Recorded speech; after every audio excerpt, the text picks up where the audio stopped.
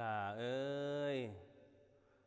เว้ากับพ่อกับแม่ก็เว้าให้มันไพเราะ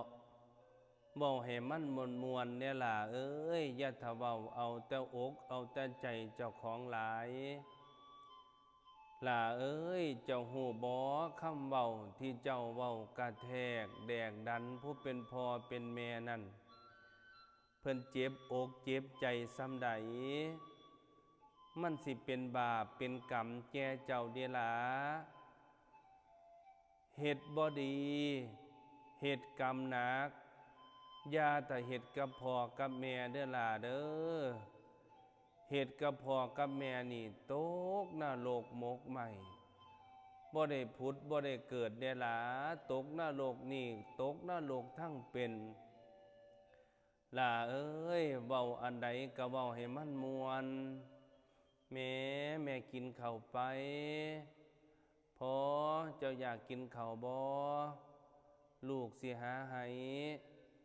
พอเจ้าอยากกินหยังแหน่เว้าให้มันม่วนล่ะเอ้ยคันเว้าให้มันม่วนแล้วได้ยินได้ฟังแล้วมันก็ชื่นอกชื่นใจเฮาคือกันเด้ล่ะเวลาคนใดถามเฮาดีเว้านำเฮาม่วนเฮาก็มักเฮาก็ชอบแต่เวลาคนใด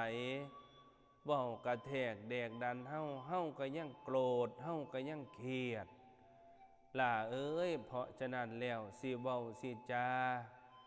กับพ่อกับแม่ของตนเว้าให้มันไพเราะสนอหูเหลือตนผู้เฒ่าเนี่ยล่ะเอ้ย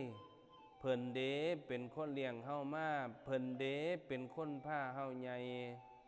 เพิ่นเฒ่าแล้วเด้ล่ะเฒ่ามาแล้วก็หลงก็ลืมเป็นตามธรรมดาว่าสิเว้าอันนั้นห่างไปว่าอันนี้ว่าสิหยิบอันนั้นก็ไปหยิบอีกอันนี้เว้าอันหนึ่งได้อันสองก็เป็นตามธรรมดาล่ะเอ้ยคนเฒ่าเพิ่นก็ยังว่าใจดีทอบักฝ่ายใจหายทอบักตูมฉะนั้นเจ้าควรปรับนิสัยปรับอารมณ์ของเจ้าหัดเว้าม่วนเด้อล่ะเด้อเว้าม่วนกับพ่อกับแม่อย่าถ้าเว้าใส่พ่อใส่แม่อย่าถ้าเว้าใส่ผู้นั้นใส่ผู้นี้เว้ามีเหตุเว้ามีผล